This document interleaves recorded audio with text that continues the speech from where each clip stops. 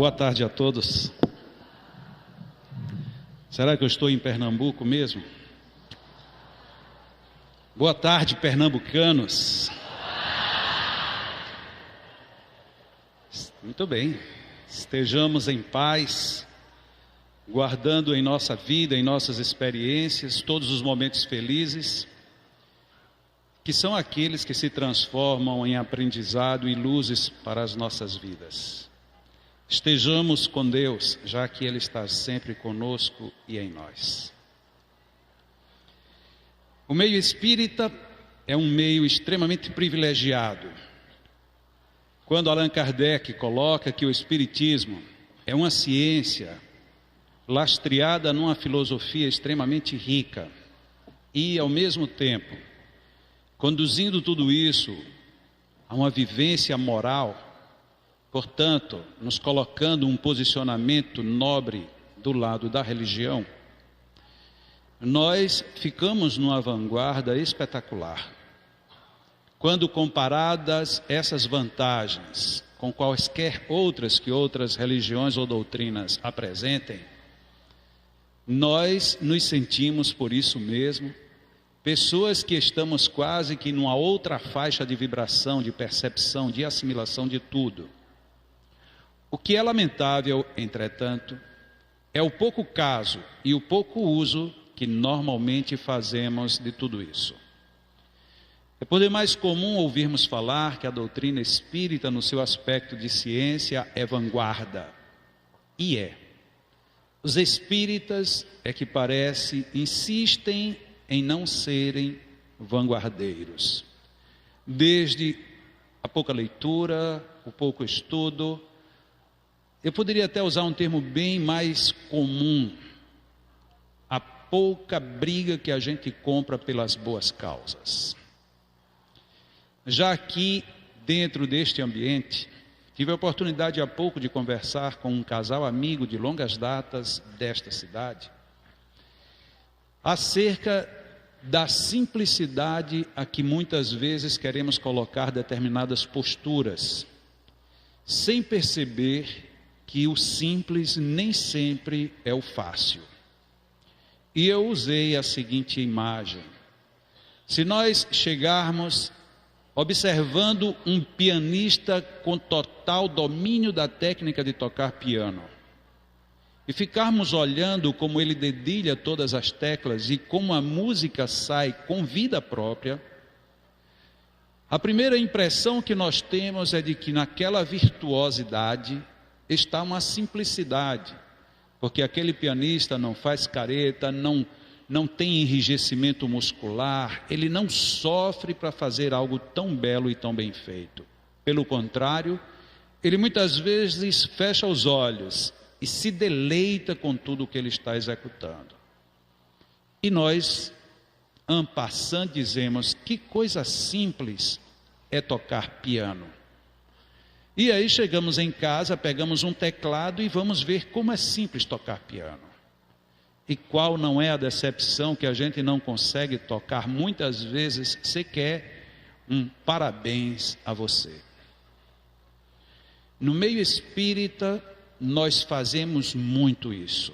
Achamos tudo simples e simplificamos mais ainda, sem preservar o que de fato é essencial.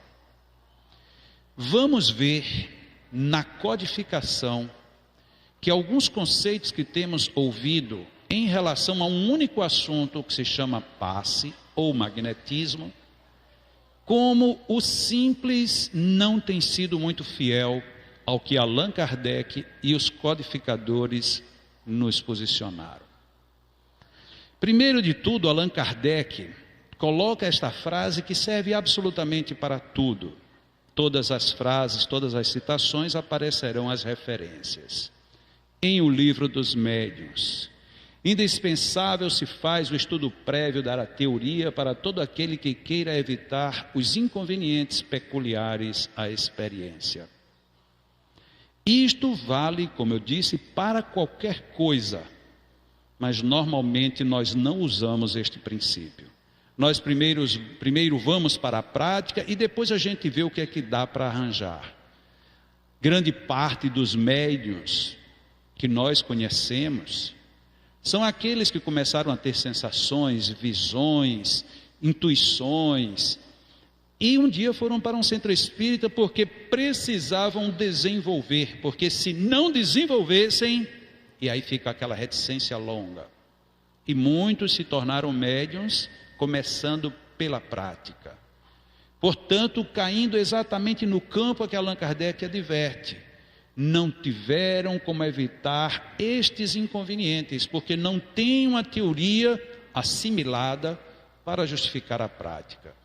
E é porque nós temos o livro dos médiuns à nossa disposição.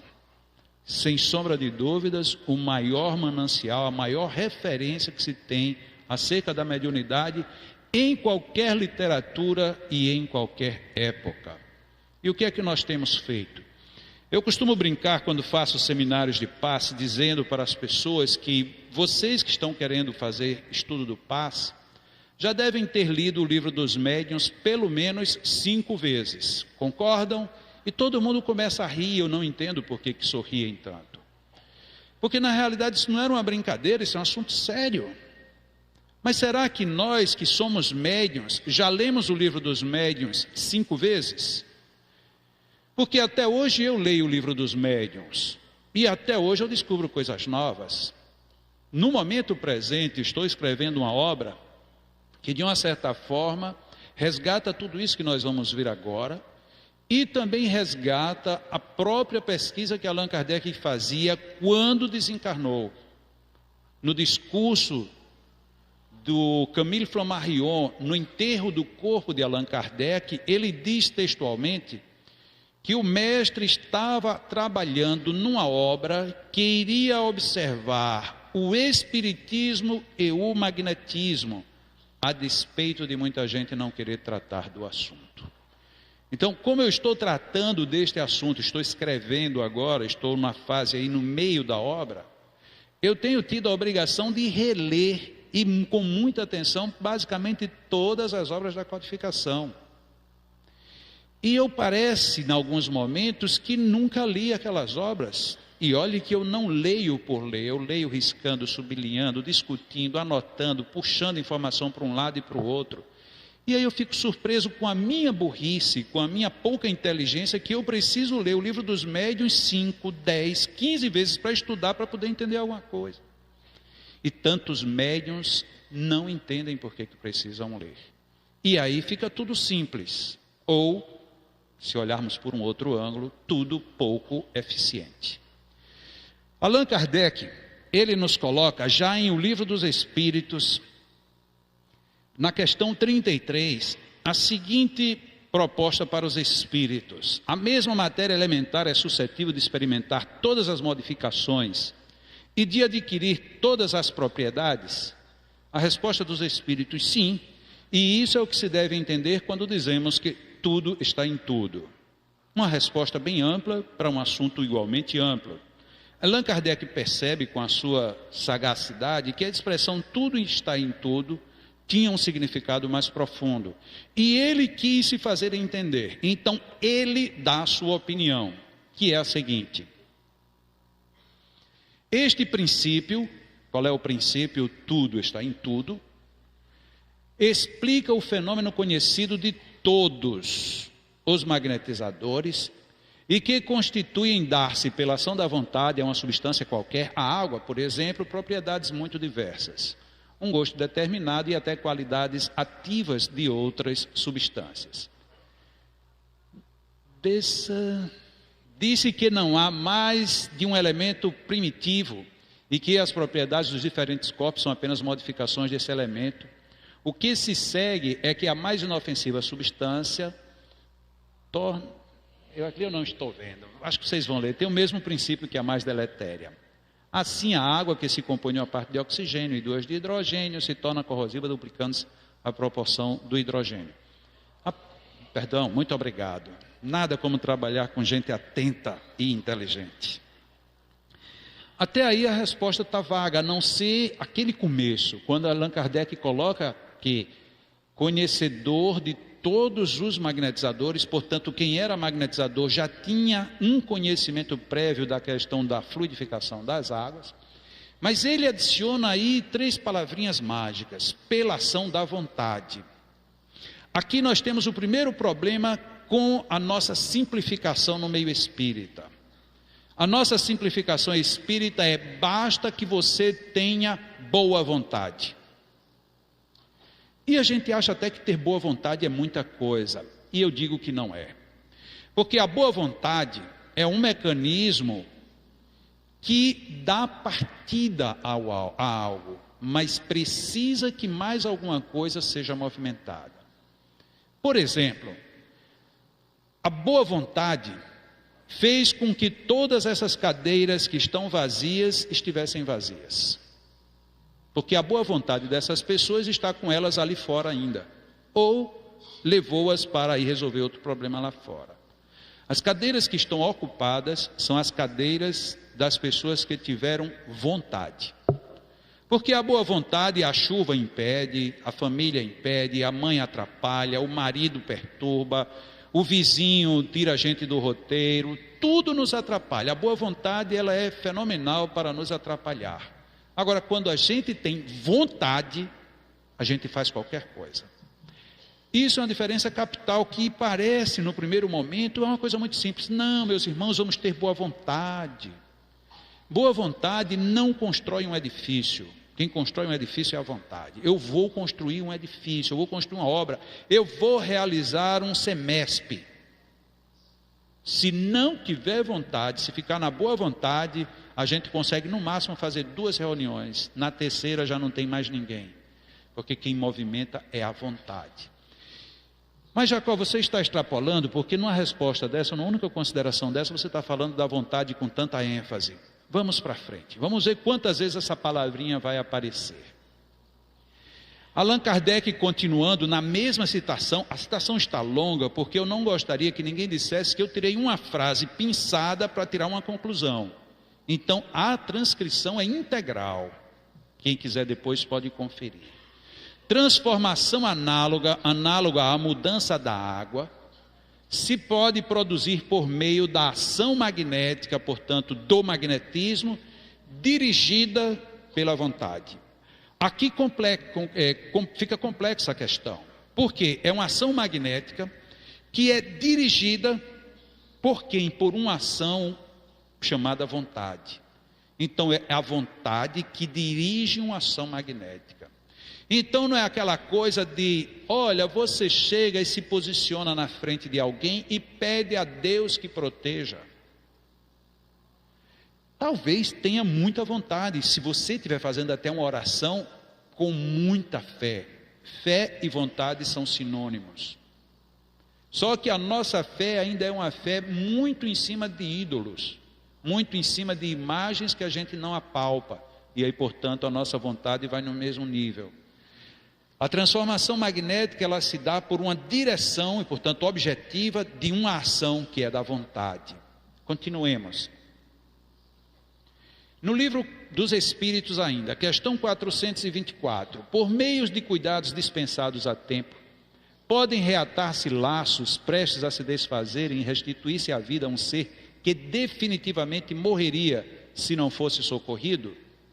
Normalmente a gente imagina dentro de uma outra resposta do livro dos Espíritos que sim, a pessoa se não for socorrida morre, mas se tiver chegado a hora morre do mesmo jeito.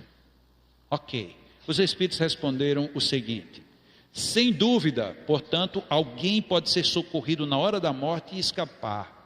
E todos os dias temos prova disso. O magnetismo, em tais casos, constitui muitas vezes poderoso meio de ação, porque restitui ao corpo o fluido vital que lhe falta para manter o funcionamento dos órgãos. Uma leitura rápida, a gente diz, é isso mesmo. Uma leitura mediana nos diz, Allan Kardec recebeu dos Espíritos, primeiro, confirmação do magnetismo. Na questão anterior foi Allan Kardec quem falou do magnetismo. Aqui agora já são os Espíritos. Os Espíritos falando da ação magnética, dando a causa mortis, dando, no caso, uma ação em cima de uma causa mortis de muita gente. Muita gente desencarna por quê? Porque falta fluido vital. Como é que se restitui fluido vital? Através do magnetismo. E dessa forma se pode reconstituir o funcionamento dos órgãos. Mas como é que a gente faz isso? É simples. Basta você chegar a ficar de frente da pessoa: Senhor, faça a sua vontade. A gente sempre diz isso. Veja o simples onde é que a gente para. Só que é preciso uma ação dirigida, mas só dirige quem sabe dirigir. Só tem vontade quem se determina. Como é que a minha faculdade de magnetizador vai funcionar se eu não me imponho o conhecimento em cima disso? Vamos continuar. Livro dos Espíritos 483. Qual a causa da insensibilidade física que se observa em alguns convulsionários, assim como em outros indivíduos submetidos às mais atrozes torturas? Os convulsionários, hoje em dia já não se sabe o que é isso, a não ser que a pessoa tenha tido a curiosidade de lendo o Livro dos Espíritos ou o Livro dos Médiuns e a Gênese, e tenha ido recorrer à Revista Espírita de Allan Kardec, ou em última instância tenha buscado através da internet uma Wikipédia, por exemplo, para ver o que eram convulsionários. Os convulsionários eram aquelas pessoas, eu não preciso dizer que vocês já sabem, né? Então, deixa para lá. Vocês não já leram 5 vezes? É porque não leram a Revista Espírita. Então eu vou dar uma colher de chá, vamos lá. Os convulsionários eram pessoas que por algum motivo entravam em convulsão magnética. Significa dizer, umas em transes profundos e outras em transes sonambúlicos, que era a expressão de Allan Kardec, em que muitas vezes a pessoa se jogava, se atirava, era açoitado, chegavam até a sofrer fraturas físicas e não sentiam nenhuma dor. E o que era mais interessante, principalmente no caso mais famoso que Allan Kardec tratou, que foram os convulsionários de Saint-Médard, que foi um cemitério junto a um túmulo de um abade católico, e lá foi onde aconteceram todos esses fenômenos por mais de 4 anos, em que as pessoas, se aproximando do túmulo, entravam em transe, entravam em crises convulsivas. E muita gente duvidava, e quando se aproximava tinha lá fenômenos convulsivos coletivos. Essa insensibilidade física é o que interessou a Allan Kardec nesta questão. Ele disse: muita gente que está em fenômeno de convulsão, ou até mesmo sofrendo algumas torturas muito atrozes, de repente deixam de sentir dor. Qual a causa disso? Resposta dos Espíritos: em alguns é exclusivamente efeito do magnetismo, que atua sobre o sistema nervoso do mesmo modo que certas substâncias. Já resolve a nossa questão. Olha como a coisa vai se aprofundando. O magnetismo atuando agora onde? Aí está a indicação dos Espíritos. Onde é que atua o magnetismo? No sistema nervoso. De que maneira? Da mesma maneira que certas substâncias anestésicas, daquelas que nos põem em polvorosa, todas as ações semelhantes às ações dos fármacos, dos químicos. E aí o que fica para nós? Uma questão muito simples. Alguém está precisando de uma necessidade magnética, está precisando de uma ação magnética, corrigindo. E o que a gente faz? Simples. Põe as mãos e está tudo resolvido. Será? Então por que os Espíritos complicaram tanto? Porque de uma certa forma isso é uma complicação. Dizer que o jato fluídico que eu uso atua na pessoa da mesma maneira que uma substância química atua no sistema nervoso. Mas Jacó aqui ele não falou de que tem alguém transferindo magnetismo. Ótimo, vamos andar mais um pouco, mas por enquanto guardemos isso.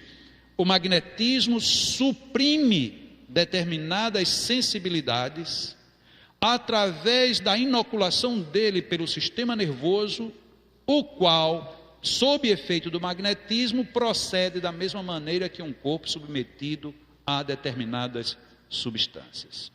Passemos adiante. Livro dos Espíritos, questão 555. Essa questão é facílima de se decorar. Número 555. Depois de hoje, qualquer dúvida que vocês tiverem do que eu vou dizer, olha, eu não me lembro nada do que Jacó falou, mas eu me lembro de um número, 555. Essa é a questão do Livro dos Espíritos, em que Allan Kardec colocou para que nós refletíssemos de uma maneira mais segura quando a gente for falar sobre magnetismo. Que sentido se deve dar ao qualificativo de feiticeiro? Pergunta de Allan Kardec. E os espíritos, aqueles a quem chamais feiticeiros, são pessoas que, quando de boa fé, gozam de certas faculdades, como sejam a força magnética ou a dupla vista. Então, como fazem coisas geralmente incompreensíveis, são tidas por dotadas de um poder sobrenatural. Os vossos sábios não têm passado muitas vezes por feiticeiros aos olhos dos ignorantes? Esta foi a resposta dos espíritos, deixando destacado que quando uma pessoa age de boa fé, ela gozando de certas faculdades como a força magnética ou então a dupla vista. A dupla vista seria algo como uma vidência profunda ou uma clarividência. Allan Kardec então adita o seguinte comentário: o espiritismo e o magnetismo nos dão a chave de uma imensidade de fenômenos sobre os quais a ignorância teceu um sem número de fábulas em que os fatos se apresentam exagerados pela imaginação. O conhecimento lúcido dessas duas ciências. Quais são as duas ciências, por favor? Ótimo. Então, o conhecimento lúcido, iluminado, sem sombra de dúvidas, sem qualquer mescla, o conhecimento lúcido do espiritismo e do magnetismo, que, a bem dizer, formam uma única ciência, e aqui a gente tem que refletir sobre isso. Espiritismo e magnetismo, na palavra de Allan Kardec, formam uma única ciência. E aí nós queremos colocar o magnetismo debaixo do tapete, sob o manto de uma falsa simplicidade. O conhecimento lúcido dessas duas ciências, que a bem dizer formam uma única, mostrando a realidade das coisas e suas verdadeiras causas, constitui o melhor preservativo contra as ideias supersticiosas, porque revela o que é possível e o que é impossível, o que está nas leis da natureza e o que não passa de ridícula crendice. Continuando com Allan Kardec, agora no Livro dos Médiuns, do Laboratório do Mundo Invisível, aquela cena que vocês já leram mais de 5 vezes, aquela senhora que estava doente, e aparece para ela um espírito encarnado, agora só que é o vulto dele, porque o homem não esteve lá, e este vulto tira do bolso de algibeira, que era aquele bolsinho que a gente tinha antigamente escondido, ele tira uma caixinha de rapé. Uma caixa de rapé, para as pessoas que são mais jovens, era um vício muito comum há mais ou menos 40, 50 anos, em que as pessoas tinham fumo bem picado, bem miudinho. Nas feiras aqui em Pernambuco ainda tem para vender rapé. E que as pessoas tiravam um pouquinho daquele pó e colocavam na narina e fazia... E aí dava um espirro todo sofisticado. Porque tinha que ser chique, né? Isso era uma moda chique. O pessoal do interior não, o pessoal do interior disse que não prestava, tinha que ser... E aí se desmanchava. Então era para isso que servia o bendito do rapé. E aquela senhora foi visitada por este vulto que tinha uma caixinha de rapé. E Allan Kardec então discute com os espíritos se aquilo realmente tinha rapé, se ela quisesse pegar na caixa pegaria, se abrisse teria, e se tivesse veneno, se o espírito quisesse fazer veneno, ele poderia, mas não seria consentido. E eu, graças a Deus, porque se os espíritos pudessem fazer veneno, eu acho que o mundo já tinha sido dizimado.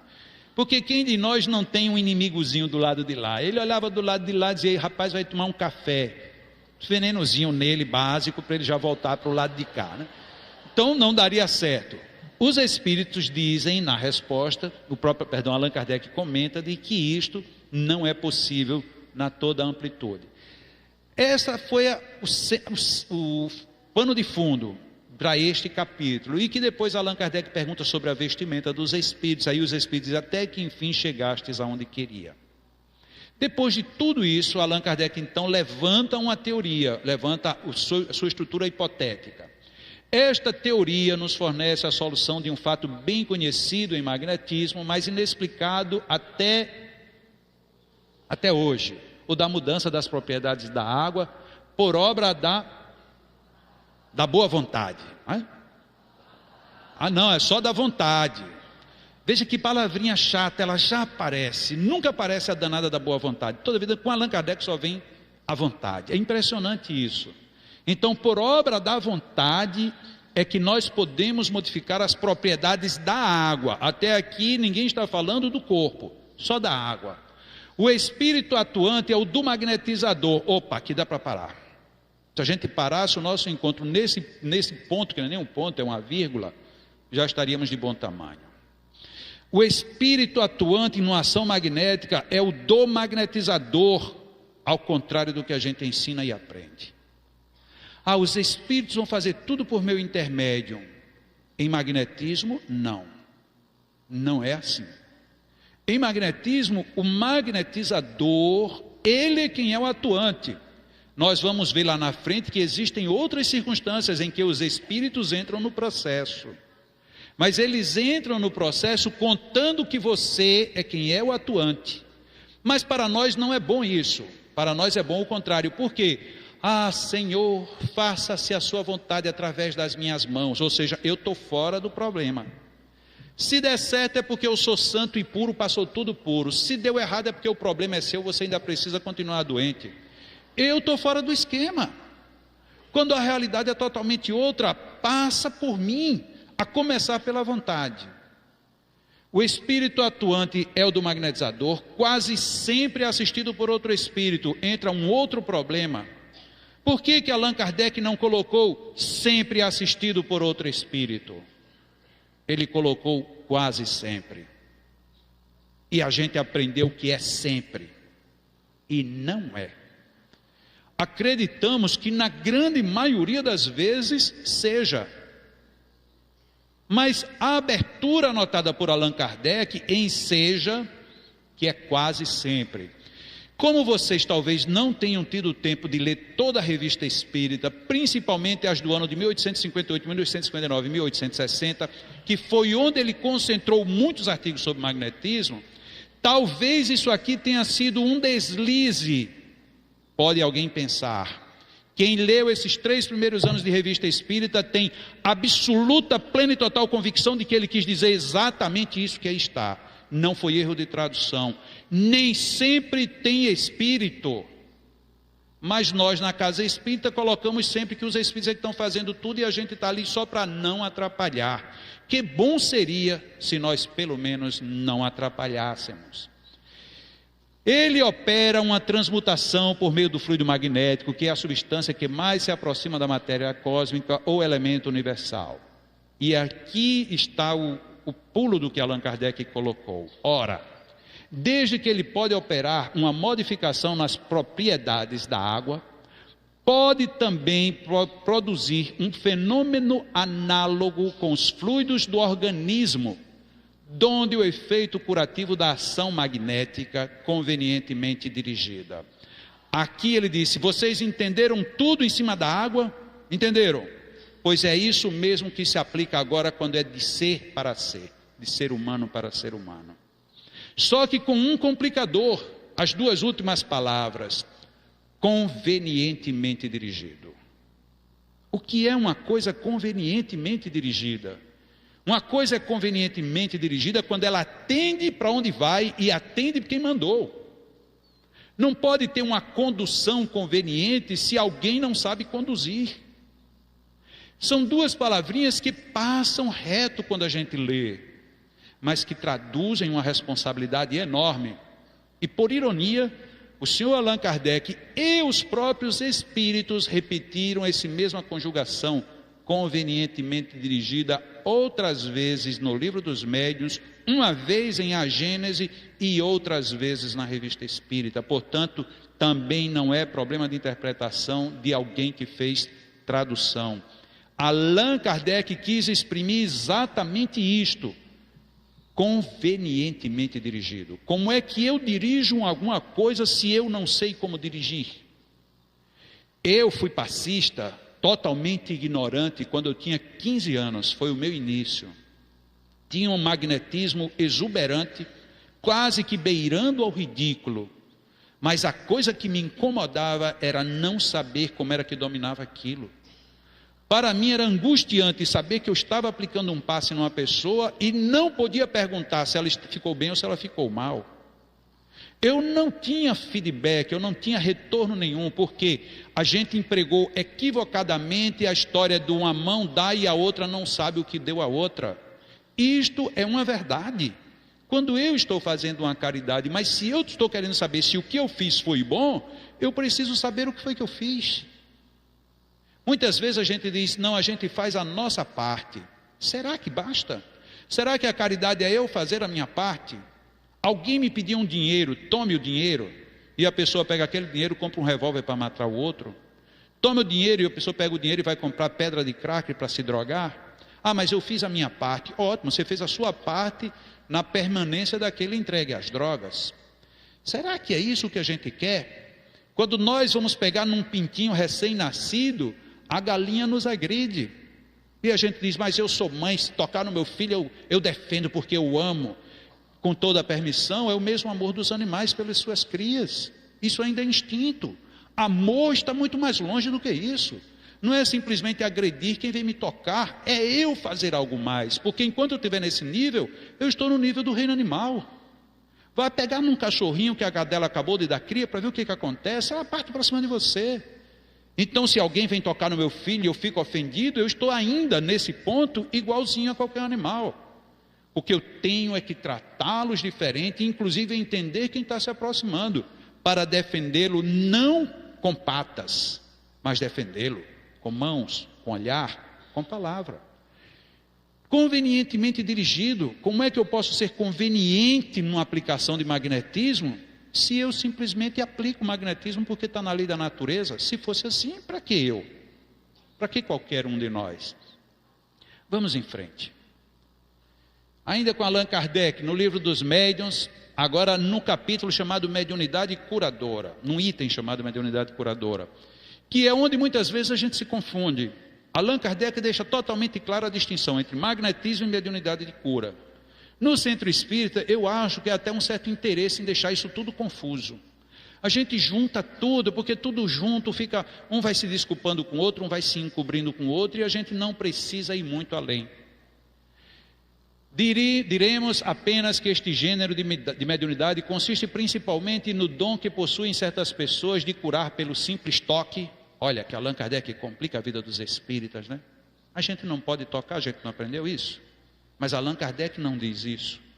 Pelo olhar. Ah, então a gente cura também pelo olhar? Cura. Mesmo por um gesto. Opa, ele aqui não falou imposição não, porque um gesto pode ser uma imposição, quanto pode ser um movimento. E aí, como é que a gente vai ficando com aquilo tudo que a gente sempre aprendeu? Sem o concurso de qualquer medicação. Ele coloca, diremos sem dúvida, que isso mais não é do que magnetismo. Evidentemente, coloca ele ainda. O fluido magnético desempenha aí importante papel. Porém, quem examina cuidadosamente o fenômeno, sem dificuldade reconhece que há mais alguma coisa no fenômeno da mediunidade curadora. Ou seja, se a gente já interrompe aí, Allan Kardec reconhece que tudo aquilo que está no início é o que diz respeito ao magnetismo. Então, se você consegue curar por um toque, por um olhar, por um gesto, ou seja, por alguma técnica de magnetismo, sem uso de qualquer medicamento, você está tendo uma ação magnética. Mas tem algo a mais quando se trata de mediunidade.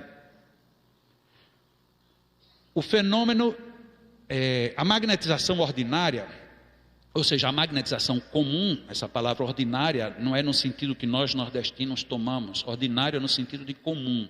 A magnetização ordinária, comum, é um verdadeiro tratamento, seguido, regular e metódico. Mas será que a gente sabia disso? Que um tratamento magnético, ele é um tratamento que precisa ser seguido, ser regular e ter métodos. Mas não é tudo os espíritos que fazem? Não, já não é, a gente já viu antes que não é. Então como é que se dá esse método? Não, eu estou precisando tomar 10 passes, eu vou tomar um aqui em Olinda, outro no Janga, outro mais tarde eu vou lá no Boa Vista, depois eu vou a Boa Viagem, depois eu aproveito, vou lá no final, já tem outro centro, dá para tomar uns 5 passes num dia, no outro dia eu tomo mais 5, já resolvi minha cota. Onde é que ficou esse caráter de seguido, regular e metódico? Até porque cada casa tem as suas próprias técnicas, os seus próprios métodos, os seus próprios objetivos. E quando, inclusive, algumas simplesmente tomam a simplificação pura e simples do que o estudo, já começa a ter discrepâncias. Daqui a pouco, no segundo módulo que eu vou falar sobre depressão, e nós vamos perceber que isso é seríssimo, porque uma doença como depressão, que todo mundo acha que pode tratar de qualquer jeito, é um desastre para quem está sofrendo. Como trabalhamos isso hoje já há alguns anos lá no Leão, e o nosso público é muito grande de pessoas com depressão, e já temos vários grupos, não apenas no Brasil, mas fora do Brasil, trabalhando a depressão como eu acho que deveria ser. A gente vê que se você chega de qualquer maneira, vai receber um passe de qualquer um, por mais boa vontade e santidade que tenha, se for pelo método magnético, pode complicar. É doloroso ter que reconhecer isso? É. Como é que você sabe disso, Jacó, estudando, não sofrendo na pele? Eu sofri na pele para poder entender. Passei uma depressão profundíssima e todos os dias não era qualquer pessoa que ia me aplicar passes. Eram as pessoas que trabalham comigo, estudaram comigo e atuavam na mesma casa comigo. Eu já tinha publicado o passe, Manual do Passista e Cure-se Cure pelos Passes. Portanto, eu não era nenhum ingênuo na área do passe e tinha plena convicção de que eu sabia tratar depressão. Pois não sabia, porque nenhum dos que trabalhavam comigo sabia. Todo dia, quando eles iam lá em casa, aplicavam passe, e não era chegar lá em casa e dizer, chega Jacó, senta aqui, tchum, tchum, tchum, e vai embora. Chegavam, conversavam, abriam o evangelho, faziam um evangelho, liam uma mensagem, oração, ficavam 3, 4, todo mundo orando, aplicava o passe em mim. Quando saíam lá de casa eu estava pior.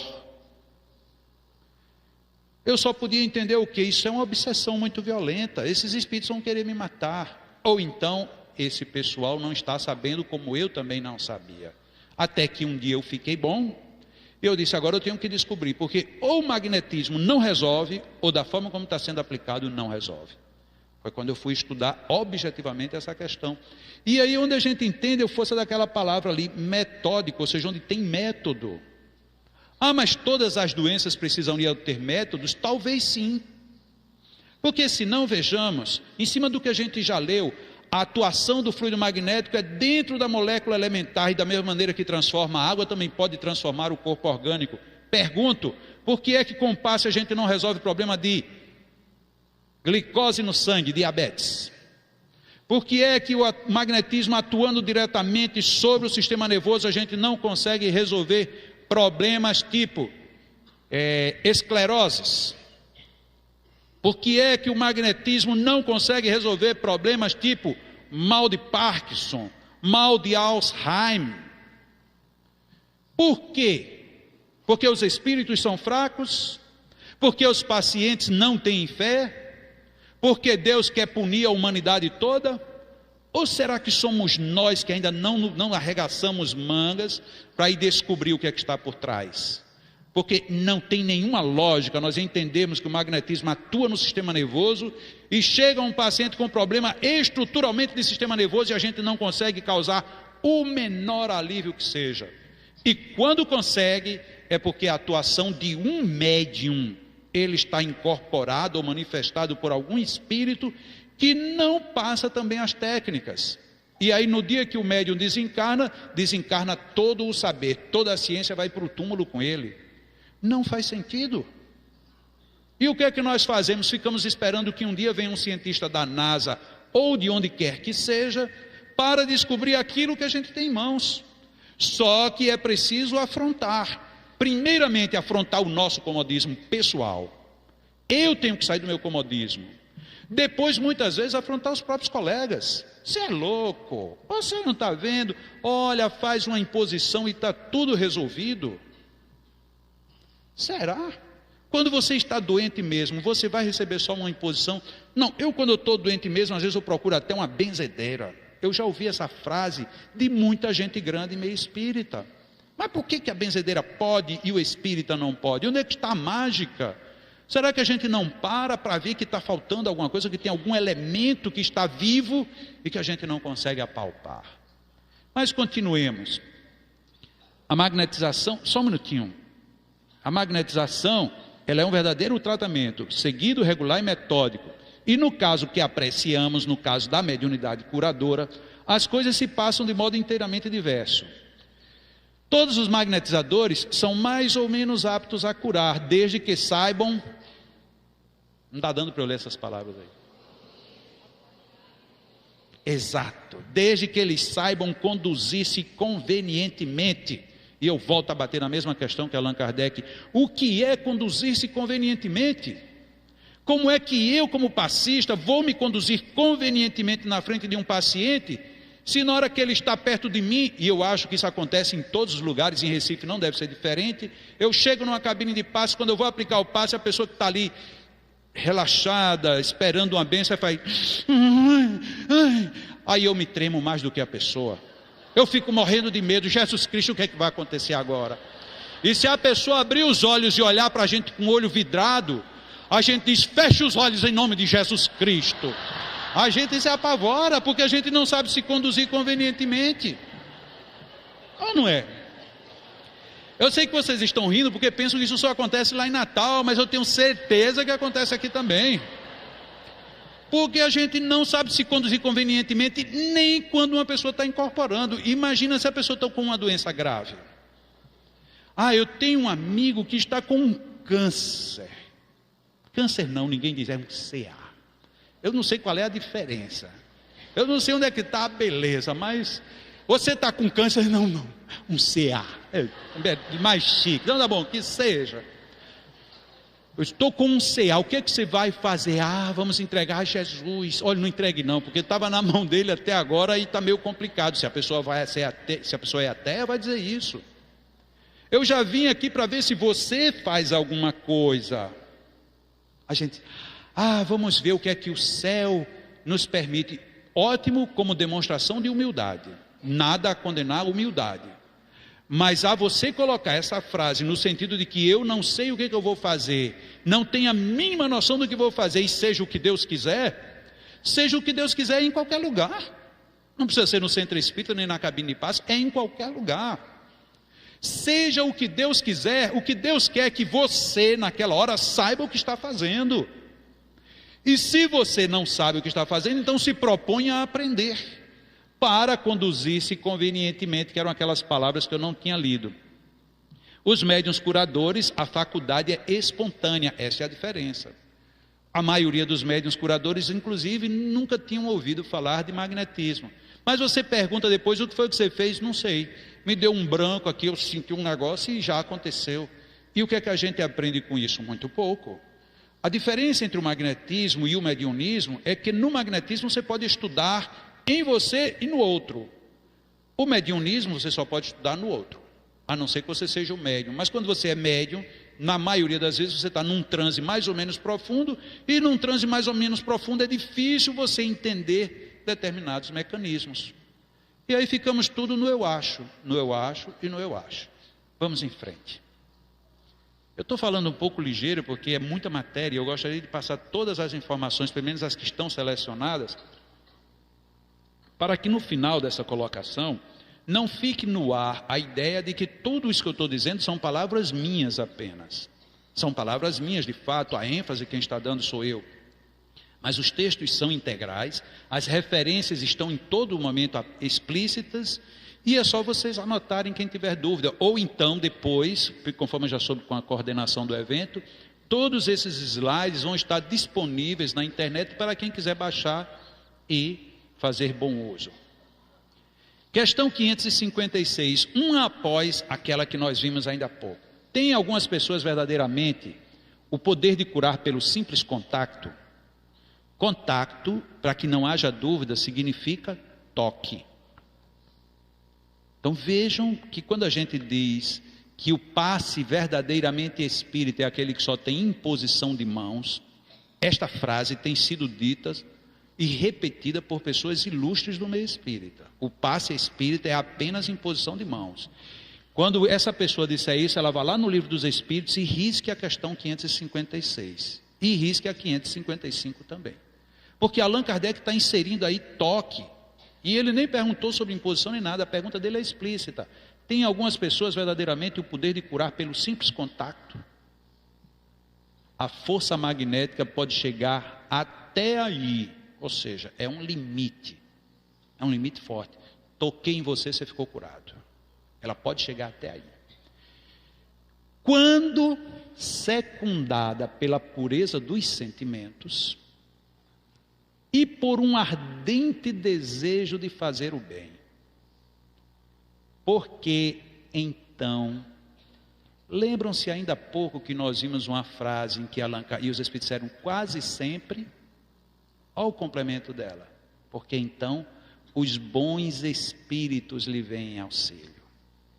Significa dizer num bom e lúcido português que os espíritos da codificação disseram: se você não fizer uma ação magnética cheio de pureza de sentimentos e envolvido num ardente desejo de fazer o bem, ou seja, vontade vigorosa de fazer o bem, você não tem a garantia de que está com a companhia de bons espíritos.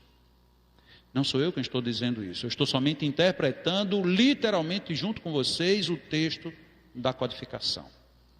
Eu tenho um amigo que me deu um exemplo vivo disso aí. Foi um exemplo de vontade das mais fortes, fé e vontade em uma pessoa só. Estou em casa e essa pessoa me liga: Jacó, oi, tudo bom, rapaz, olha, eu quero falar com você o seguinte. Tem uma pessoa que está muito doente, e eu estou telefonando para você, para nós dois curarmos essa pessoa. Eu digo: ótimo, mas como é isso? Qual é o caso? O caso é o seguinte: o pai desse rapaz era muito meu amigo na juventude e se tomou de ódio de mim, eu nem me lembro mais por quê. Eu sei que a gente já não se fala há muitos anos.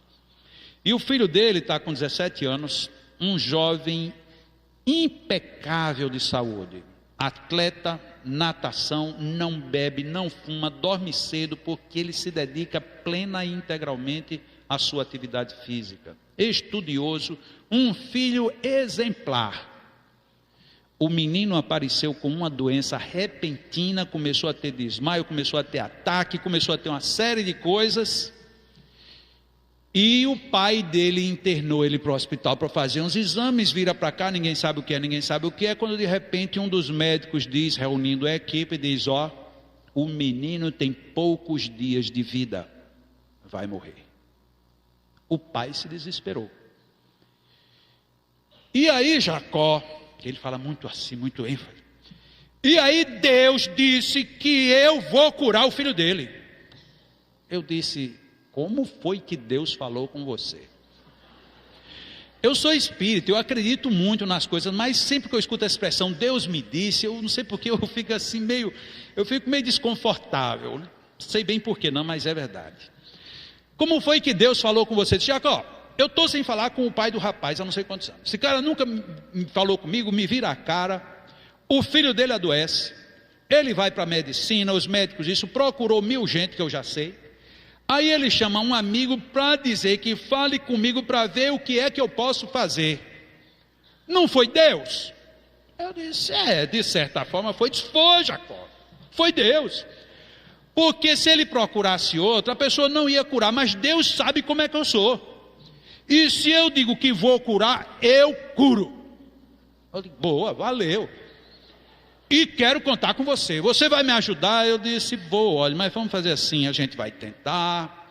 E aí a gente vai se preparar para qualquer notícia. Preparar para qualquer notícia de jeito nenhum. Ele vai ficar curado. Eu digo: mas tá legal, vai ficar curado. Mas como é que você tem tanta certeza? Jacó, Se Deus não quisesse curar esse menino, o pai dele jamais me encontraria. Porque ele, o pai do menino, os amigos dele e Deus sabem que eu sou assim. Eu só entro numa coisa para resolver. Eu não entro para perder. E Deus não ia me colocar nessa fria para eu perder. Mas quem sabe você vai ajudar e o menino depois morre. Não morre não. Ele pode morrer depois que ficar bom, mas antes de ficar bom ele não morre. E está certo. Você está certo. Você vai me ajudar ou não vai? Digo, vou lhe ajudar. Não sei bem como ainda. Você vai, ó, amanhã eu vou lá, tal hora, eu vou na casa dele. E se eu moro em Natal, ele mora noutra cidade, longe pra caramba, quase 3.000 quilômetros de distância. E na hora você faz uma oração e eu vou lá. Inclusive não sei nem como é que eu vou ver a cara do pai dele, que eu ainda não falei com ele. Mas eu vou lá e eu vou tirar aquele menino do hospital. Vamos, né? Vamos. Tá bom. E assim foi feito. Este jovem vive até hoje. Um jovem dentro do hospital desenganado. Jacó, Deus queria que eu fosse e eu aceitei o desafio. Eu tirava ele, não tinha jeito daquele cara morrer. Não podia morrer de jeito nenhum. Num primeiro momento a gente fica assim meio que zombando, né? Como eu também, rapaz, eu acho que ele exagerou. Ele já está agora brigando com Deus, ele já está viajando demais. Não, era plena convicção que ele tinha um poder, uma vontade, um desejo firme de resolver, que a gente não tem. A gente diz assim, olha, Allan Kardec, quem já leu, alguém aqui já leu o Evangelho segundo o Espiritismo? Já, né? Tá, ó. Lá no final do Evangelho tem um capítulo que é só voltado às... isso mesmo. Não tem uma prece que Allan Kardec comece assim, meus amigos espirituais, mentores, meus familiares. Ele só começa lá em cima. Deus, Pai Todo-Poderoso. Ou seja, ele não tem medo de tratar a coisa num tom maior. Porque inclusive no próprio Livro dos Espíritos ele já consignou. Quando perguntou aos Espíritos sobre por que o mal era tão forte, por conta da acomodação do bem. Aí a gente fica aqui, eu tenho um amigo que desencarnou, vou pedir a ele para me ajudar. Tudo bem, nada contra, mas por que você não dá um salto um pouco maior? Vai lá por cima, pede para fazer a vontade de Deus, como Jesus inclusive ensinou. Pai nosso que estás nos céus. Ele começa por Deus. Aí a gente até nisso a gente é meio acanhado. Olha, você poderia me ajudar? Ai, quem sou eu? Isso é terrível. Você chegar numa casa espírita, meu irmão, você poderia me ajudar? Não sei, vamos ver o que é que Deus nos reserva. Com humildade, volto a insistir, não tenho nada contra. Tem pessoas que agem assim por humildade. Parabéns. Mas como detenção de um poder de ajuda, isso é terrível. Como é que eu vou ajudar uma pessoa? Já pensou chegar num médico e dizer, doutor, eu estou muito mal, doutor, estou com febre, com a garganta inflamada, estou tossindo, me dói o peito, me dói as costas. O senhor poderia fazer alguma coisa por mim? Ai, não sei, vamos ver o que é que Deus nos sugere. Doutor, e no livro de medicina não tem nada, doutor. Mas não é assim.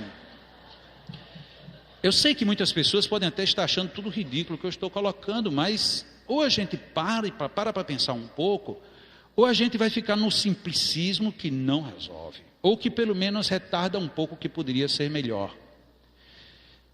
Porque então os bons espíritos vêm em nosso auxílio. Aqui está a conclusão daquela outra situação. Vamos em frente.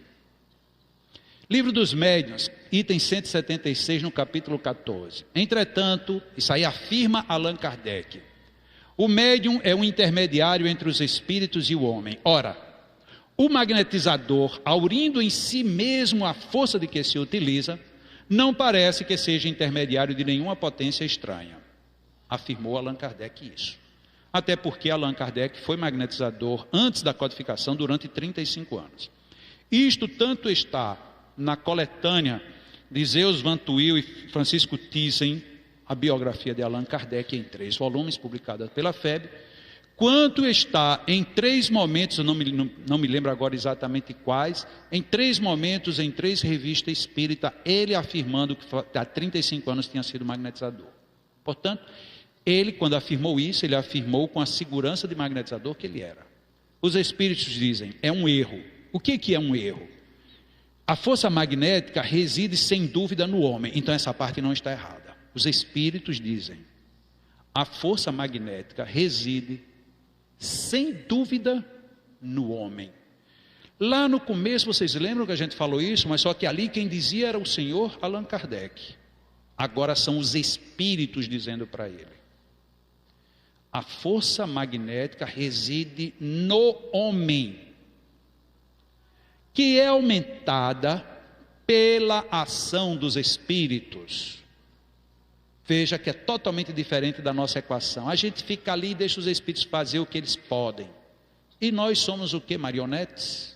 Bibelôs, brinquedinhos na mão dos espíritos? Se o poder magnético está em mim, é em mim que ele tem que se desenvolver. E vai ser agora incrementado pela ação dos espíritos. Mas quais espíritos? Os que eu chamo em meu auxílio. A gente não chama nenhum, porque também a gente aprendeu que não pode evocar. Que os espíritos do Senhor venham.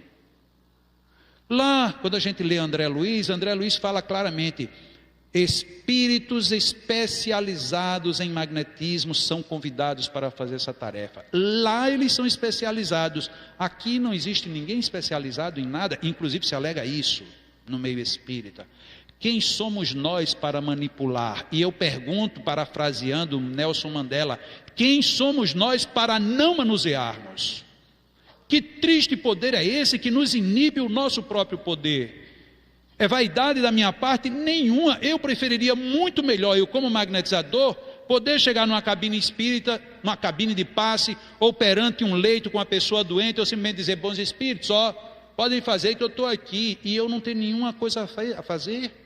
Era ótimo para a minha comodidade, mas não resolveria o problema, porque a força magnética está no homem, que é aumentada pelos espíritos que eu chamo meu auxílio. Se eu magnetizar com o propósito de curar, por exemplo, e invoca é a mesma coisa que evocação dos espíritos, e invocas um bom espírito, que se interessa por ti e pelo teu doente, portanto tem que ser um espírito que sabe o que vai fazer também, ele aumenta a tua força, dirige o teu fluido e lhe dá as qualidades necessárias. Portanto, os espíritos entram no processo complementar. Por que é que o nosso passe demora tanto para funcionar? Porque só tem a parte deles, ele não conta com a nossa. Não contando com a nossa, fica todo o processo falho, fica todo ele incompleto. Passemos adiante. Aqui, quando Allan Kardec fala sobre a questão da subjugação, que é o mais caso grave de obsessão. A subjugação corporal tira muitas vezes ao obsidiado a energia necessária para dominar o mau espírito. Que energia seria essa? Normalmente nós dizemos moral. Será que era essa energia que estava sendo colocada aí? Porque normalmente a gente, quando coloca alguém está obsidiado, é porque alguém é imperfeito, é inferior, é mau, tem maus pensamentos. Não é.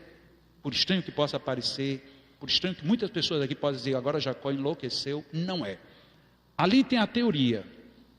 A prática é você chegar e olhar, por exemplo, uma pessoa que é um assassino frio. É mau ao extremo. Ele não tem um pingo de influência obsessiva. Ele é mau porque ele é mau. Quando é que ele vai ser envolvido numa tonalidade obsessiva? Num dia, seja nesta ou noutra encarnação, em que ele perder a sua energia vital, e aí ele perde o seu domínio, e o espírito vem e se acopla. A gente aprende diferente do que Allan Kardec ensinou. A gente aprende que a gente está obsidiado somente porque a gente está com ideia infeliz. A ideia infeliz favorece a atração, mas o estabelecimento de um espírito conosco é magnético. Se eu não tenho fluido magnético para dominar, eu sou dominado. É uma lei natural. Daí tornar-se precisa a intervenção de um terceiro que atue ou pelo magnetismo ou pelo império da sua vontade. Só que a gente viu que o grande magnetismo começa na vontade. Mas por que ele colocou os dois separados? Porque eu posso ser um magnetizador para trabalhar. Mas pode ser que eu não tenha magnetismo, mas se eu tiver vontade, eu consigo. Será que os nossos colegas de reuniões mediúnicas têm isso bem desenvolvido? Essa vontade, esse poder magnético para operacionalizar essas situações? Em falta do concurso do obsidiado, por que falta o concurso dele? Porque ele está totalmente subjugado, então ele não tem como reagir. Essa terceira pessoa deve tomar um ascendente sobre o espírito, primeira questão. Porque aqui nós temos três pessoas, ou um composto trino: o obsidiado, o obsessor e essa terceira pessoa que vai atuar ou pelo magnetismo ou pela vontade. Primeiro, atuando pelo espírito, como? Por um ascendente que só pode ser moral, porque este tem que ser moralmente superior ao espírito, porque senão você não tem força para combatê-lo. Aí ele, no prosseguimento, diz: Jesus inclusive tinha toda essa força por conta da sua alta estatura moral. Então a primeira questão está aí: dos três, o elemento que vai ser como terceiro, ele tem que ter força moral para tratar o espírito. E aí no prosseguimento, que é na continuação dessa página, aqui diz Allan Kardec, isso é continuando literalmente: não podemos oferecer mais do que conselhos gerais, porquanto nenhum processo material existe, como sobretudo nenhuma fórmula, nenhuma palavra sacramental com poder de expelir os espíritos obsessores. Às vezes, portanto não é sempre, mas às vezes, o que falta ao obsidiado, agora ele veio para o elemento físico, que ele tratou no primeiro momento o espírito através da força moral. Agora vamos tratar do obsidiado. Às vezes o que falta a ele é força fluídica suficiente. Nesse caso, a ação magnética de um bom magnetizador lhe pode ser de grande proveito. O que é um bom magnetizador no conceito de Allan Kardec?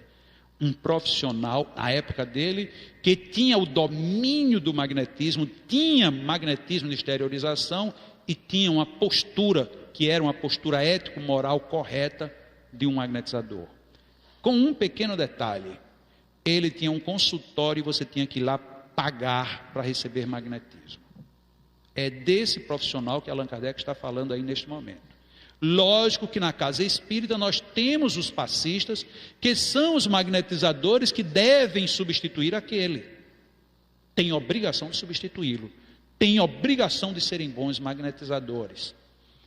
Contudo, apesar de tudo isso, é conveniente sempre procurar por um médium de confiança, ou seja, é conveniente a gente, através de um médium da nossa confiança, ouvir os conselhos de um espírito superior ou do anjo guardião. A gente falha no nosso processo de desobsessão porque não fazemos uma magnetização efetiva. Muitas vezes nos falta moral para falar com o espírito que está obsidiando. Se não fazemos a parte magnética bem feita, o paciente continua sem carga fluídica suficiente para oferecer resistência a todo o processo. E para culminar, raramente encontramos centros espíritas que tenham médiuns de confiança dessa natureza, através do qual nós possamos chamar espíritos superiores ou guia, o anjo daquela pessoa, para poder pegar melhores sugestões. Complicou o mundo nosso? Complicou por quê? Porque a gente transformou uma reunião de desobsessão numa coisa simples. Simples? Não. Totalmente contrária ao que Allan Kardec coloca. Este parágrafo, que tem um ponto ali depois de guardião, no livro dos médiuns termina aí exatamente. Nem tem mais nem menos, é só isso. Só que as nossas reuniões de desobsessão, elas tomaram outros rumos. Sobretudo porque tiramos a figura do bom magnetizador. Não existe a figura do bom magnetizador. As pessoas que estão numa reunião de desobsessão recebem um passe e vão para casa, ou recebem um passe e ficam aqui, ali e acolá. Um passezinho qualquer, com todo respeito, mas é um passe, não é uma ação magnética efetiva para dar ao obsidiado o tônus fluídico que ele precisa. Passemos, porque o nosso tempo já está quase enfim. Aí vamos para o Evangelho, que é o nosso livro mais lido. Já que estávamos falando de obsessão, sigamos aqui com a obsessão. Quando ela é muito prolongada, pode ocasionar desordens patológicas, ou seja, doenças, reclamando por vezes tratamento simultâneo e consecutivo. A gente sabe o que é simultâneo. Simultâneo é duas coisas ao mesmo tempo. Ou consecutivo, uma antes e a outra depois. Quais são os tratamentos que ele diz que devem ser simultâneos ou consecutivos? Magnético e médico. Será que os nossos obsidiados de longo curso, será que a gente faz isso com eles? Dá um tratamento magnético e médico juntos ou consecutivamente um com o outro? Está lá no Evangelho. O organismo está descompensado. Portanto, já que foi destruída a causa, a obsessão foi destruída, agora temos que reparar ou combater os efeitos da obsessão. E ainda seguindo no Evangelho, capítulo 19, item 5, o poder da fé se demonstra de modo direto e em especial na ação magnética. Fé e magnetismo estão ali na mesma esteira. Por seu intermédio o homem atua, mais uma vez vem o homem, não é o espírito. O homem atua sobre o fluido, agente universal, modifica-lhe as qualidades e lhe dá uma impulsão, por assim dizer, irresistível. Portanto, é o magnetizador quem faz isso. Daí decorre que aquele que é um grande poder fluídico normal, junta ardente fé, pode, só pela força da vontade dirigida. Agora vem a vontade fortalecida e dirigida. Voltam todos aqueles conceitos que a gente veio vendo até agora. Quando a sua força da vontade dirigida para o bem operar esses singulares fenômenos de cura e outros, tidos antigamente por prodígios, mas que não passam de efeitos de uma lei natural. Tal motivo porque Jesus disse a seus discípulos: se não o curastes, foi porque não tinhas fé. Passemos. E vamos lá ainda no mesmo capítulo. Capítulo 19, a fé divina e a fé humana. Este item é o item de número 12. O magnetismo é uma das maiores provas do poder da fé posta em ação. É pela fé que se cura e produz esses fenômenos singulares, qualificados outrora de milagres. Repito, a fé é humana e divina. Se todos os encarnados, e aqui eu gostaria que a gente prestasse muita atenção a esse final dessa mensagem do Espírito Protetor. Se todos os encarnados, portanto, indistintamente de credo, indistintamente de poder maior ou menor, indistinto de qualquer coisa, se achassem bem persuadidos da força que em si trazem, e se quisessem pôr a vontade, e não a boa vontade, a vontade a serviço dessa força, seriam capazes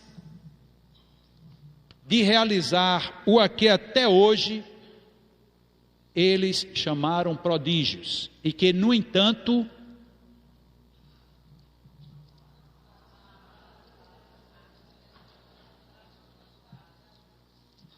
é meio complicado isso aí. Porque a gente jogou na mão dos espíritos a responsabilidade o tempo inteiro, e a responsabilidade é nossa. Este poder de curar, de descobrir, de fazer, de acontecer, não passa de um desenvolvimento das faculdades humanas. Os espíritos aumentam o poder, dirigem, nos fortalecem, nos assistem, direcionam quando a gente não tem um total controle, mas o poder é nosso, não no sentido da vaidade nem do orgulho, mas no sentido da chamada de responsabilidade.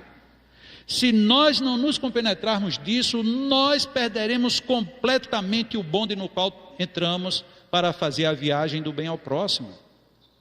É preciso a gente ter isso muito bem vivido. Praticamente completando agora o nosso encontro, nós encontramos na Gênesis agora, capítulo 14, item 34, que é muito comum a faculdade de curar pela influência fluídica, portanto, pela repercussão magnética, pela ação dos passes, pela ação do magnetismo, e pode desenvolver-se por meio do exercício. Como é que a gente exercita isso se a gente vai simplesmente chegar lá e dizer, bom, os espíritos sabem o que fazem? É verdade, eles sabem, o problema é que nós não sabemos. O problema não é dos espíritos, não é de Jesus, nem é de Deus, o problema é nosso. Nós é que precisamos saber. Agora ainda ele complementa: a capacidade de curar instantaneamente pela imposição das mãos, que todo mundo diz que é, todo mundo é força de expressão, que muita gente diz que a imposição das mãos é que é o must do passe espírita. Este daí só se chega nessa situação que é rara e deve ser considerada excepcional, quando já se chegou a esse nível, que lamentavelmente eu tirei uma outra lâmina, em que ele coloca que só se consegue isso quando já se tem uma profunda pureza de sentimentos e total domínio das suas emoções. A gente quer brincar com coisa séria. Eu honestamente digo isso, sei que muita gente pode dizer: esse Jacó é louco, vem para essa assembleia dizer tudo isso, não sabe quantas casas, quantas pessoas, quantos médiuns, quantos passistas ele pode estar ofendendo. Não estou ofendendo absolutamente nenhum nem ninguém. Mas é preciso que a gente reflita sobre o que tem feito. Os senhores perceberam, não teve uma única frase aqui que não tenha sido da codificação, nenhuma sequer. Nenhuma. E todos os senhores têm esses livros em casa. Essas traduções que aí estão são as traduções da FEB, tradução de Guilhom Ribeiro, que se alguém encontrar alguma palavrinha diferente, é só olhar que está lá na edição da FEB, para não haver conflitos. Meu Deus, será que a gente não lê esses livros? Será que a gente não pensa como Kardec pensou? Será que fazer do jeito que deu na testa é ser fiel a Kardec? Pureza doutrinária não é apenas a gente ter um comportamento de calma aparente, de ter uma postura de submissão. Não, é a gente literalmente agir com a coerência doutrinária. E concluindo, em obras póstumas, que já não é considerado da codificação, apesar de que eu acho que deveria ser, Allan Kardec coloca: é sempre um erro cair nos extremos. E há tanto exagero em tudo reportar ao sonambulismo, ou seja, tudo a gente dizer que é por conta do sonambulismo, que são as atividades mediúnicas, como haveria da parte dos espíritas, e não é mais das pessoas comuns, como haveria da parte dos espíritas em negar as leis do magnetismo. Não se poderia roubar à matéria as leis magnéticas, do mesmo modo que ao espírito as leis puramente espirituais. Agradeço muito vocês me terem permitido colocar o que Allan Kardec colocou. E eu agradeceria mais ainda se vocês pensassem sobre tudo isto, porque aí não está a opinião nem a palavra de Jacó. Aí está a opinião e a palavra de Allan Kardec e dos espíritos da codificação. Se muitos males não resolvemos ainda, não existe culpado no mundo espiritual como guia. Nem existe imposição de direção de casa. Se ainda não chegamos mais longe, é porque nós não fizemos por onde. Podemos fazer. Minha proposta fica numa única palavra: façamos. Deus conosco sempre.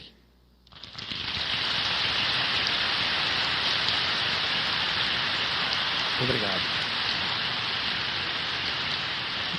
Ok, nós tínhamos combinado com a programação do semestre que neste momento nós teríamos algum tipo de demonstração prática.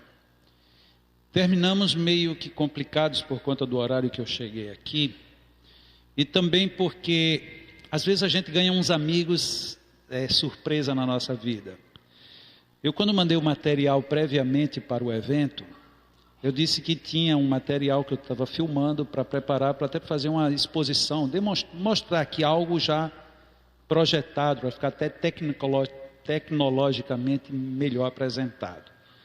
Mas um amigo entrou lá em casa de madrugada, estava todo mundo dormindo, aí como ele não conseguiu falar com a gente, resolveu levar alguns materiais meus. E até hoje ele não devolveu. Ele levou um computador, levou uns arquivos, levou um projetor, levou uma câmera fotográfica, levou a filmadora, levou todas as fitas que já estavam filmadas. Quer dizer, ele deve estar montando um bom curso para dar em algum lugar. Eu já pedi a ele que voltasse, que deixasse lá em casa, mas ele disse que não. Agora, esse não eu peguei mediunicamente, sabe? Eu ouvi assim, ele disse, não vou devolver. Aí eu, lamentavelmente, não só perdi o material, quanto perdi a condição de refazê-lo, porque ele levou tudo, literalmente tudo. E aí, foi embora. Mas, o que vai acontecer? Eu vou falar aqui um pouco sobre a depressão, que é uma das características da prática do passe. E aí, para não ficar totalmente sem prática nenhuma, aí eu chamo uma pessoa aqui e faço mais ou menos uma demonstração do que é que nós estamos fazendo no Leão. Vou escolher aqui uma pessoa tão bonita quanto eu para vir para cá, né? Porque não pode uma pessoa bonita e outra feia. Então vou pegar uma outra bem bonita, aí ficamos aqui os dois. Mas o porquê que eu falei naquela hora da depressão? Até porque é um assunto que, para mim, ele está no meu sangue aqui há 24 horas por dia, porque é o que eu estou tratando mesmo. E depois, por conta da gravidade do assunto. É lamentável como é desgraçada a força dessa doença. E tem muitos senões por que é tão ruim. Um dos mais graves está em quem sofre depressão. Porque muito raramente essa pessoa vai ser compreendida por quem quer que seja. Ela só será compreendida por outra pessoa que está ou que já esteve em depressão. Porque é indizível, não se traduz em palavras o que é sofrer depressão. Todo mundo acha que é uma bobagem, que é, se você quiser você sai, que isso e que é aquilo, que é fraqueza, que é falta de fé, que é falta de amor, é falta de trabalho, a gente sai dizendo e sai começando a colecionar que depressão é isso, é aquilo, é aquilo, é aquilo. Mas quem sofre, aquilo não representa absolutamente nada. Porque você dizer para quem está em depressão é porque você não quer sair, isso é de um mau gosto tão grande, tão grave, que não tem tamanho.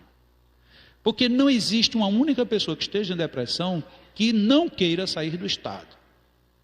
Só que aí é onde há um dos maiores conflitos de uma existência humana, em que você está mergulhado numa doença tenebrosa, você quer sair, mas você não tem forças e nem usa nenhuma força para sair. É terrível. E o segundo fator mais grave, um fator estatístico. Segundo a Organização Mundial de Saúde, na última vez que ela fez um censo sobre os problemas de saúde mental, que foi no ano de 2002, foi colocado que dentro de 20 anos, se o quadro mantivesse o mesmo padrão em que vinha, nós teríamos 20% da população mundial. Não estou falando 0,2% ou 0,02%, estou falando 20%, que para quem não gosta de matemática é em cada 5 pessoas, uma. Ou teve ou estará sofrendo depressão. O que é espantoso é que não existe esta proporção em termos de doença em nenhuma das doenças que são conhecidas até hoje na humanidade. Nenhuma doença tem uma perspectiva tão sombria quanto a da depressão. E aí se pergunta, o que é que se está fazendo para deter esse compasso? Quase nada. Quem está rindo disso tudo se chama indústria farmacêutica. Por quê? Porque isso vai gerar uma fortuna tão grande, mas tão sem proporção, que não se sabe onde é que se vai juntar tanto dinheiro para curar tanto depressivo. Porque não tem um remédio para depressão barato. Todos têm que ser receitados por médicos. E aí todo mundo vai ter que ir a médico para pegar a receita para comprar remédio caro. Não estou falando que isto vai acontecer daqui a 200 anos, nem a 300. Eu estou falando que, salvo algumas exceções, quando esse número acontecer, a maioria que estará nesta encarnação vivinho nesta terra. Imagine agora, se, lógico que estatística não funciona assim, mas pense, na minha casa tem 5 pessoas, uma vai sofrer depressão. Eu particularmente, como sou uma pessoa divinamente abençoada, eu tenho 10 filhos. Se estabelecer essa proporção na minha casa, eu vou ter 2 filhos em depressão. E aí? Como ficamos? Agora, a ciência tem feito pouco. As religiões quase nada. E o magnetismo está de braços cruzados. Como é que a gente vai tratar isso? Hoje de manhã, por acaso, antes de sair para cá, eu liguei a televisão, coloquei na TV Cultura e estava passando um dos mestres da terapia prânica, que tem um atendimento num famoso hospital no estado de Nova York, nos Estados Unidos. O senhor Glenn Menezes, algo do tipo. Glenn Mendoza. E ele, no alto da sua sabedoria, parece que, segundo o repórter disse lá, se eu não fiz confusão na minha cabeça, só tem um grande mestre em teoria plânica, em terapia plânica no mundo, e 21 mestres. Ele é um deles, portanto, não é nenhuma criança quem estava falando. E ele, de tudo que ele falou, eu concordei absolutamente com tudo, menos um único detalhe, quando ele disse que a depressão se cura através do coração. Eu acho que não é só isso. E vou dizer por quê. Quando a gente já estudou magnetismo e já tem uma habilidade chamada tato magnético, que é a possibilidade que nós temos de ir passando as mãos por um paciente, ou mesmo algumas pessoas até em se aproximando do paciente, sente onde ele tem carências de fluidos ou congestões de fluidos.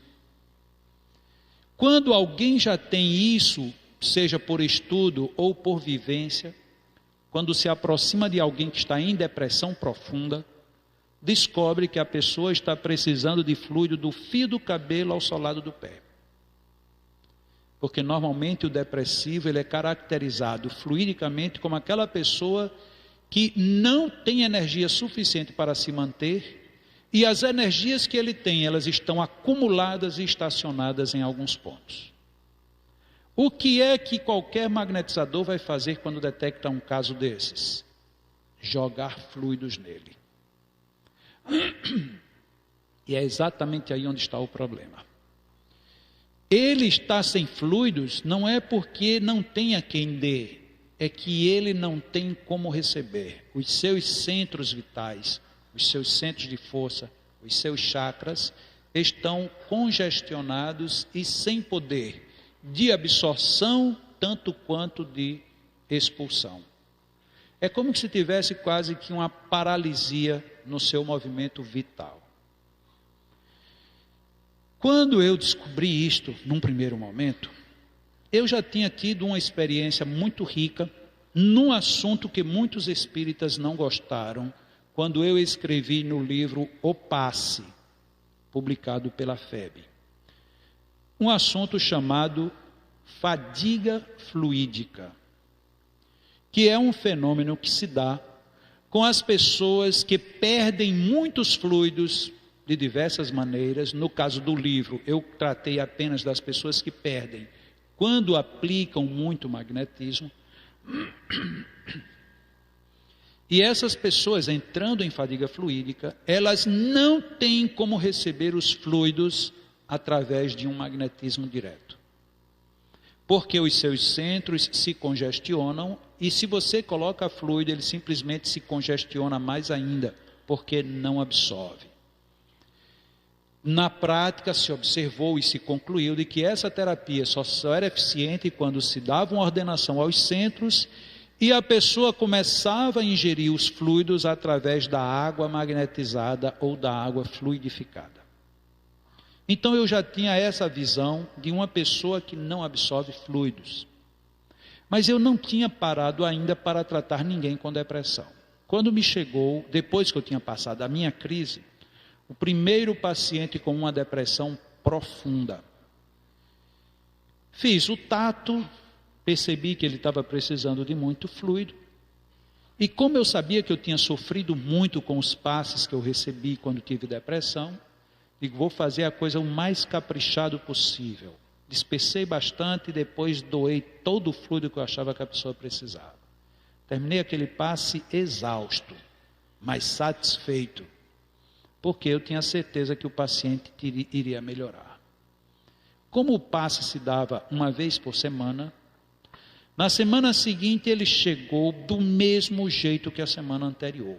Cabisbaixo, se arrastando, alguém trazendo ele pelo braço, e ele sem reação nenhuma, nem ação, nem interação.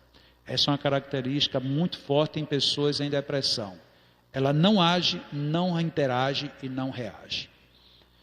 Eu disse, mas não é possível, eu fiz o melhor que eu podia para esse cara tinha que hoje pelo menos estar levantando o pescoço, lá e vinha ele olhando para o chão, e eu fiquei meio inquieto com aquilo.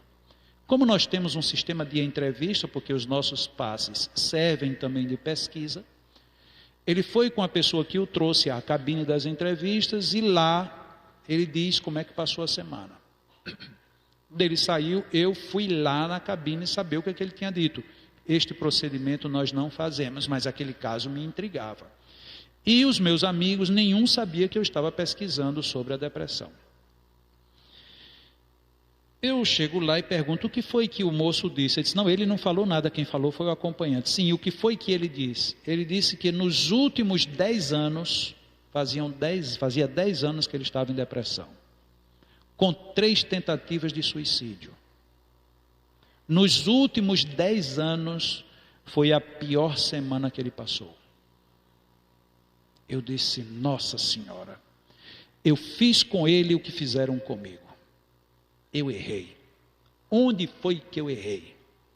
Só que eu disse para mim mesmo naquele momento, eu não posso errar a segunda vez, porque se eu errar ele não volta mais, porque se eu tivesse no lugar dele eu também não voltaria. Aí foi quando eu me lembrei da fadiga fluídica, eu digo, já sei o que eu vou fazer, não vou doar nada de fluido, nada, vou ordená-lo ao máximo e tentar descobrir onde é que está a grave descompensação dele. Foi o que eu fiz. Despecei, alinhei, alinhei, deixei ele o melhor possível, mas não doei nada. Peguei a água fluidificada dele, mandei buscar, que estava lá fora, traga para cá. E ali sim, quando botei aquela garrafa na minha frente, era como se eu estivesse me doando todo. Alma, coração, tripa, pelanca, cabelo, tudo. Eu coloquei ali dentro daquela água. Me doei por inteiro. Disse, agora vamos ver. Passa-se uma semana e eu fiquei aflito. Eu digo, meu Deus, isso aí se tiver dado errado. Semana que vem, quando ele entra no ambiente, ele vem de cabeça abaixo, eu digo, não acredito. Mas aí daqui a pouco ele levantou assim, parou e andou mais um pouco, parou, olhou para um lado. Eu digo, opa, eu por dentro eu festejei. Consegui. Só que eu estava ainda contido, né? Ele foi, fez a entrevista, saiu. Aí eu discretamente, lá como quem não quer nada, eu digo, mas não, como é que foi a entrevista? O rapaz falou alguma coisa? Não, quem falou foi só o outro. E aí, o que foi que ele disse? Ele disse que nos últimos 10 anos, foi a melhor semana que ele já passou.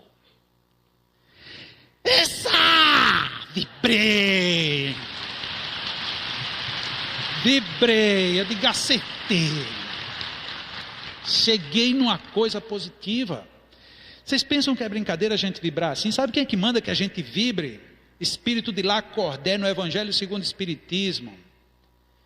Encha-se de vigorosa alegria por você conseguir as suas vitórias. Consegui. Repeti a segunda, a terceira vez. Na 4ª semana que esse moço está recebendo o passe, ele entrou sozinho. Digo, Jesus Cristo. 10 anos. O cara entrou só. Era demais de emoção. Eu vou lá e ele deu a primeira entrevista dele. Falou das dificuldades, falou. E vamos. Nisso entra um segundo paciente com depressão, eu digo, quem vai tratar esse sou eu, e ninguém sabia por quê, porque eu nunca tinha feito isso.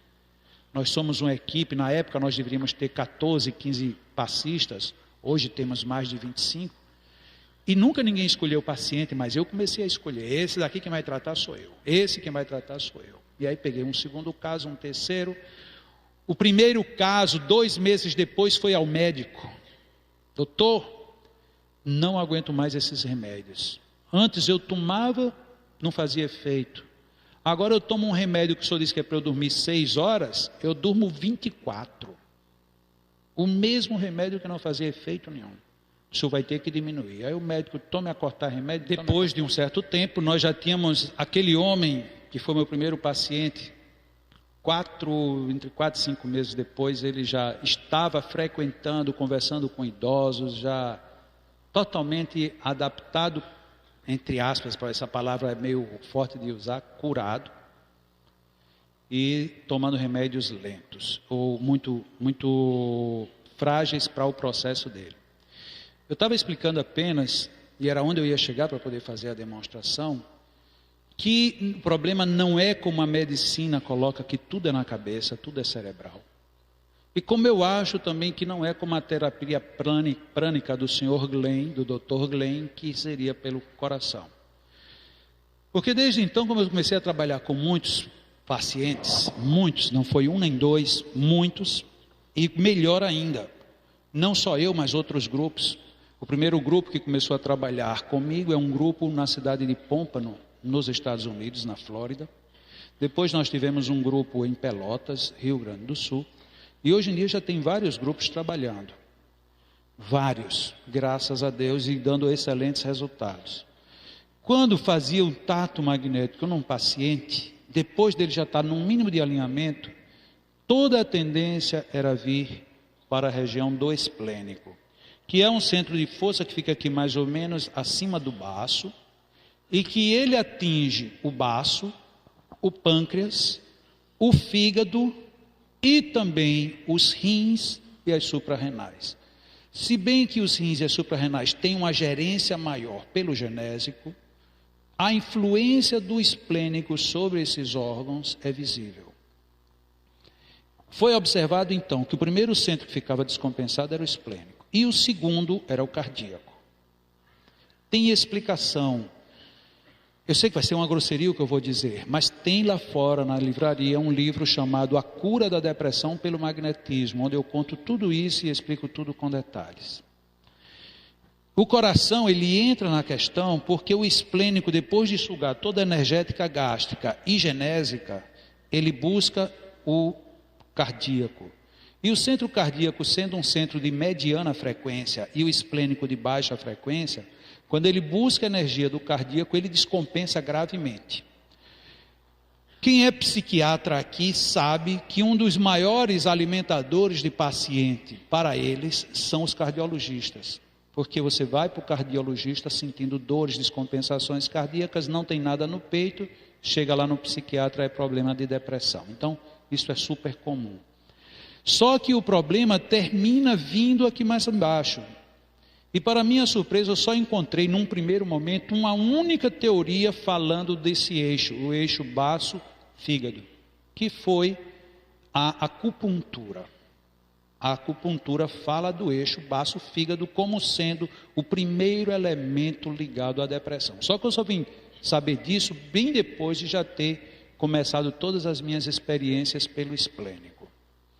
E o esplênico, por ele atingir exatamente toda esta zona, baço, pâncreas e fígado, principalmente esses três, e os rins num segundo nível, ele é considerado o centro responsável por toda a filtragem orgânica e por toda a filtragem vital do ser espiritual, portanto do perispírito. Se ele está bloqueado, ele vai terminar sobrando sequelas para cima e para baixo. Quando alguém entra em depressão, qual é o primeiro sintoma que ela tem fisiológico? Altera o apetite e altera a libido. Por quê? Porque o esplênico absorve a energia do gástrico e absorve a energia do genésico. E aí descompensa esses dois centros. Depois descompensa o cardíaco. Quem é que responde por qualquer desarmonia no corpo? O cérebro.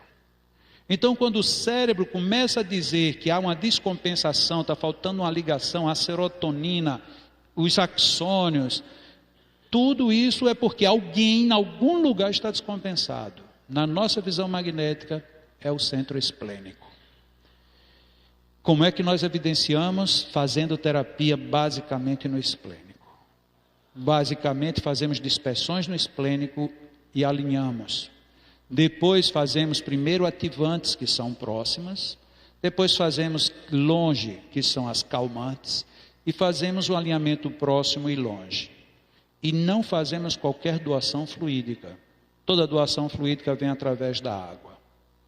No nosso caso atual, os nossos pacientes são convidados a tomarem água fluidificada 5 vezes por dia. Como nós só atendemos uma vez por semana, então é 1 passo por semana. O ideal era que fosse no mínimo 2, mas na falta de melhor condição nós temos isso. Eu vou fazer aqui com o Roberto como é que nós fazemos o primeiro passo, que vocês vão ver no livro que nós chamamos de TDM, que é tratamento da depressão pelo magnetismo, no nível 1, que é como nós tratamos todos os pacientes quando começam o tratamento. E depois que eles começam a reagir e a interagir, aí é que a gente vai para o nível 2, e aí no nível 2 a gente trata o esplênico e um novo setor, normalmente a maioria das vezes é no esplênico e no cardíaco. Só depois, já no terceiro nível, é que normalmente nós conseguimos trabalhar cérebro. O que evidencia que em magnetismo nós estamos totalmente na contramão da medicina. Enquanto a medicina está totalmente na cabeça, nós estamos da cabeça para baixo. Nós estamos no esplênico e depois no cardíaco. Desculpem por tudo que aconteceu, mas pelo menos a gente vai ver um TDM1. Eu vou fazer nele sem explicar, até porque eu não tenho como fazer com as duas mãos, já que uma ficaria, se eu ficasse falando, eu teria que ficar com uma ocupada, eu vou deixar o microfone de lado, eu vou fazer com ele, e depois, aí eu explico, ok? Pode ser assim? Eu vou virar ele aqui de tal maneira que todo mundo veja, legal?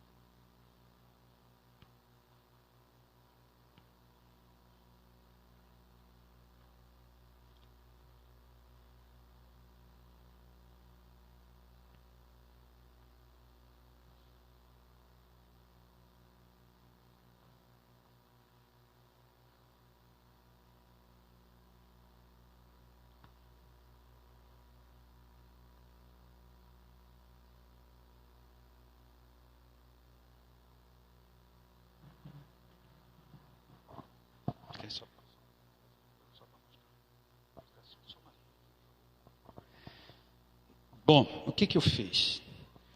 Num caso de TDM1, no caso, paciente que está iniciando um tratamento de depressão, não é recomendável você primeiro ficar sentindo muito o paciente. Porque como um paciente em depressão, ele está muito carente, na hora que você fica muito tempo na frente dele, ele começa a absorver, mesmo que você não dê, ele começa a sugar muitos fluidos. Então a primeira coisa, nós já fazemos um tato, se quiser fazer muito rápido, mas o ideal é já sair fazendo uma dispersão longitudinal, envolvendo todos os órgãos. Não sei se deu para vocês observarem, enquanto uma das minhas mãos vinha bem pela frente, a outra mão já vinha um pouco mais de lado. Por quê? Porque este centro, ele está aqui lateral. Esses outros são frontais. Então essa minha outra mão já vinha envolvendo o esplênico. E essa outra mão vinha envolvendo os outros centros. Depois eu fiz dispersões transversais sobre o esplênico, próximas, que trabalha a zona chamada ativante. Depois de eu mexer lá algumas vezes, ou seja, dispersar, eu alinho de novo, com as duas mãos, voltei, fiz mais um pouco, alinhei outra vez, e aí depois eu vim e fiz na estrutura calmante, já aqui mais distante. O mesmo procedimento. Então eu disperso aqui e aí já venho também alinhando na estrutura calmante. No final eu já fiz um leve tato para ver se estava organizado e fiz mais um pouco de dispersivos gerais. Apesar de aparentemente ser simples, na prática é um pouco mais complexo, porque não é uma questão só de movimentos. Enquanto você está movimentando, existe uma circulação fluídica, existe quase como que um refinamento, porque um paciente em depressão, ele tem uma carga fluídica muito densa, e essa carga fluídica ela é como que se fosse reprocessada, é mais ou menos como a gente faz quando a pessoa tem problema de rins, que passa uma hemodiálise, é semelhante a uma hemodiálise. Esses fluidos que estão congestionados e estacionados, eles começam a circular entre você e o paciente. Isso desgasta muito o passista. Tanto que hoje a nossa experiência diz que normalmente depois de 8, no máximo 8 pacientes em depressão, o passista não tem mais energia para nada, ele está acabado. Há um desgaste muito grande. Não é de doação, é porque nessa renovação, nesse circuito fluídico, você vai perdendo muito da energética. Então, quando nós terminamos tudo, alinhamos. Esse é um primeiro nível. Não fazemos mais nada. Normalmente, o nível de satisfação do paciente é alto a partir do segundo passe. Nós temos hoje, exatamente hoje, uma pessoa que está fazendo o tratamento lá conosco. Tem um mês, no máximo tem um mês que ele chegou para fazer tratamento. No primeiro dia ele veio falar comigo, e quem veio foi a mulher e a mãe dele. Ele não deu uma palavra, não piscou o olho uma única vez e não se mexeu quando eu disse o que quer que eu disse. Era aquela estátua, depressão profunda. Semana passada, porque como nós temos o sistema de entrevista, ele disse textualmente: já estou preocupado com o tempo que eu perdi.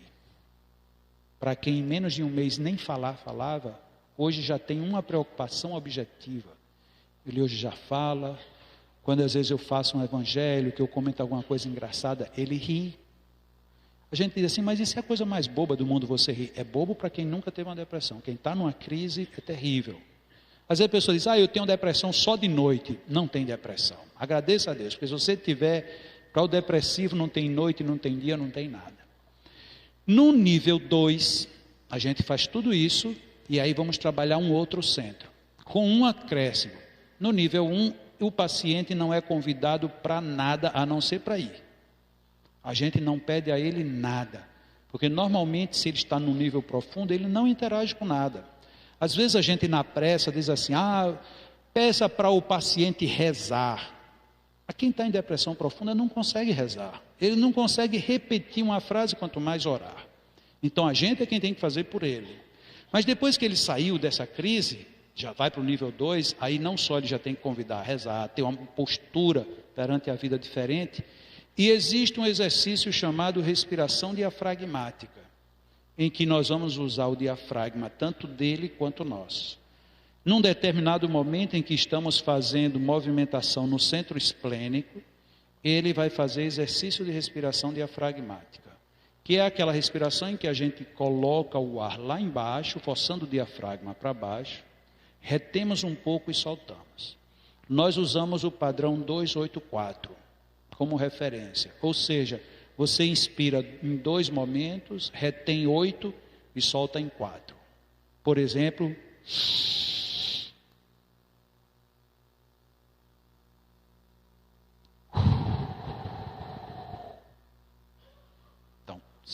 inspirei em 2, parei o ar aqui embaixo 8 e soltei em 4. A gente pede para ele fazer normalmente 5 vezes, enquanto a gente está só dispersando o esplênico.